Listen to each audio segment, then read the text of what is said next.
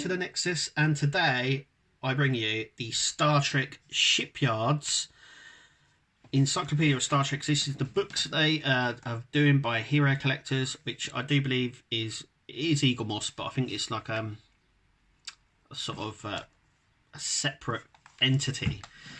They seem to be doing a lot more of this sort of stuff. So this is the Shipyards Starfleet ships, 2151 to 2293.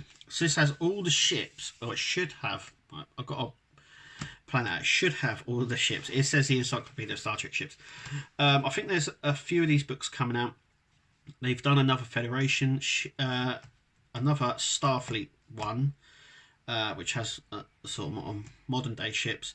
They're also doing a Klingon one as well, and I think they're doing an alien one at that. So, shall we just take a little look at the book? It's a hardback cover with a sleeve over it. Under the sleeve, it's just a normal black covering, which I kind of like. It's a nice black covering there. It just says Star Trek Shipyards on it, so it doesn't have the sort of the glossy cover with the ships on. And it's got all the ships there, ranging from all the eras. Now, it says Starfleet ships 2151 to 2293. Obviously, it has pre-Starfleet ships in the book as well, but we'll get onto that. So we have a nice, the pages are nicely done, nicely thought out as well. So here we have the chapters as well from that, and a little acknowledgement and stuff like that. So if we come onto the first page, it says the road to warp 5. That's what it says right there. I'm just going to try and get it in camera a little bit, just there. That's it, so we can see that. So it's a nice CGI shot. We've got the Phoenix over here. I think this is the Intrepid here, and then we've got the Horizon and stuff like that. So this is the road to warp 5. So it has SS Botany Bay. In the Star Trek universe, this was launched, I think, in 1996 at the end of World War III. So we have that as well, which is way before 2151, obviously. So it has this. If you've noticed, if you're kind of saying, hang on, we've seen these pages before. Yes, you have. These pages are straight out of the Star Trek Starship Collection. Yeah, so they're straight out of the Star Trek Starship Collection. I've gone through this, and I can tell you that they are literally straight from there. There is one noticeable on this though. Then we have the Phoenix, obviously, on this, which are some of the pictures are a little bit different, and you'll see in just a minute. We've got the SS Emmett there,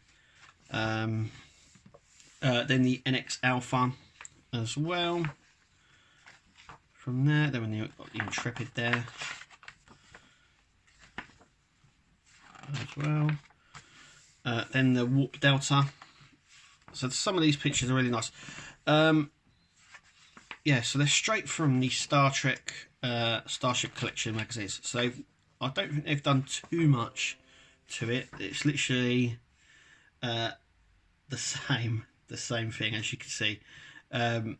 Obviously, I've covered some of these on the channel already. I will be covering obviously more as well on the channel, and that.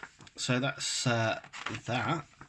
This one is the new one. So it says the Moon Transport. Obviously, we had the Star Trek Starship Collection, and this was called Arctic 1. So this goes more on about the moon transport of it instead.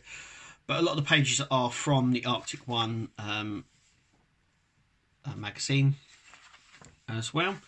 So we get the chart size, so you can see the sizes. That's really nice. I like that sort of chart that we have here. And then we come on to significant events. So all these bits here are new. They've not done these in the magazines at all.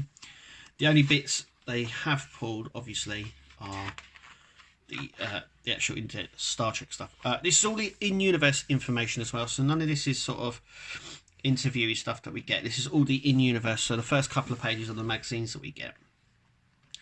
As you can see from the front here, we've got some Discovery ships. This is a good thing as well, is that when this was released, now it was released months ago, but it came out before Discovery had finished season 1, and 2 before Eagle Moss decided to bring out a lot of the Starship Discovery ships as well.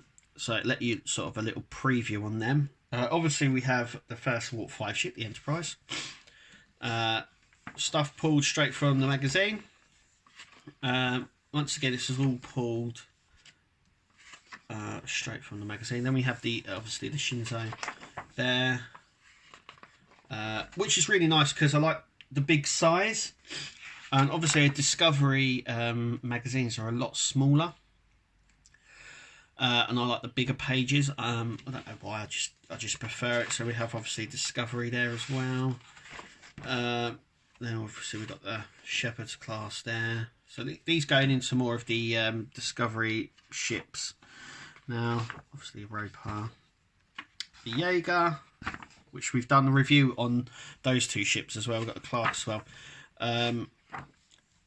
We will be picking up, if you're wondering if I haven't done a Discovery ship review for a while, I will be doing them. They are coming, so just bear with us. Then we have the Shran as well. So yeah, I just like the size of the books, the book size really. Then we have the Reliant as well there, so that's quite cool. And we have that weird ship, and it is a weird ship. Then we have the Enterprise as well. I'm gonna just before we finish the book, I will go through a few things as well. So we've got the refit there of the Enterprise when she was refit. Then we've got the Bozeman, so that's a nice touch that they've incorporated the Bozeman there as well. Excelsior as well. Once again, like I said, all these pages are straight from the magazines. And I'm going to do my final thought on everything in just a moment. I've got the Birth class there. Enterprise A as well. The Janolan as well. These are all the ships that they have done, or obviously will be bringing out in some form. Then we've got the Enterprise B, which is the last one on the page. Then we have obviously the ship charts. So you can see the Discovery ships are a lot bigger than what we've been used to, and I think that's why some of the criticism comes. I think the sizing of them has been downgraded a bit. I don't know where they've got the sizes from originally, but I think they've been downsized, if you know what I mean. Significant events as well. So this goes through all the significant events. Then we come on to class listings. So in the Starship universe, these are all the ships that we know bear the same design. So obviously we have a Constellation class here, Excelsior, and then all the ships that were the Excelsior class. I mean, we've got the Crazy Horse, the Lakota, which was, I think, the Enterprise B version, and the Cairo and things like that. So that's really cool, just there. Then we come on to the back, that's also available. So they do these design books. Once again, I think a lot of the information they've got from these books are from the Star Trek Starship Collection. So they've just pulled the same pages from it. And the Star Trek Shipyards, it says the Starfleet ships 2294 to the future. So we will be bringing you that book as well. So make sure you click to subscribe, because we will be bringing you that book. And that is it. But, so I'm going to do my final thoughts on the book. Firstly, I think the information in the book you already have. I think if you already collect the Star Trek Starship Collection and the Discovery Collection, then you have, I would say, about 95% of the information already in this book. So there's that. I think it's easier to pick up than the magazines are. I know a lot of people don't keep their magazines, so this might be an alternative to have the magazines from. There's no new information. I would love to have had the book had a bit more or a bit different information than we've already had. I think if you had not known about the Star Trek Starships, this would be quite a good book. But as you know it and collect it, to me it seems fairly lazy that they've just literally taken the information that they've already have and just created a book out of it with a few added bits. I have to point that out. There is a few added sections in these books, and that I think the price of them I think are $24.99 on their website.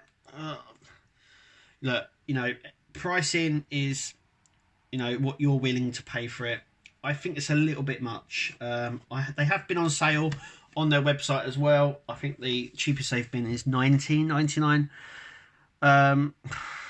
I think it's an okay price for it. Not bad, but it all comes down to preference. Personally, I think if you've already collect the Starship collections like I do, then I don't really see any point of it really, other than the pick up and look ability, which is a little bit easier than the magazines. Like I said, I know a lot of people don't keep the magazines or dispose them or lose them or whatever, and I think this could be a good alternative. But yeah, that is it for this book review. We'll be doing more, so make sure you click to subscribe. Thank you for listening and watching, and we'll see you at the next one.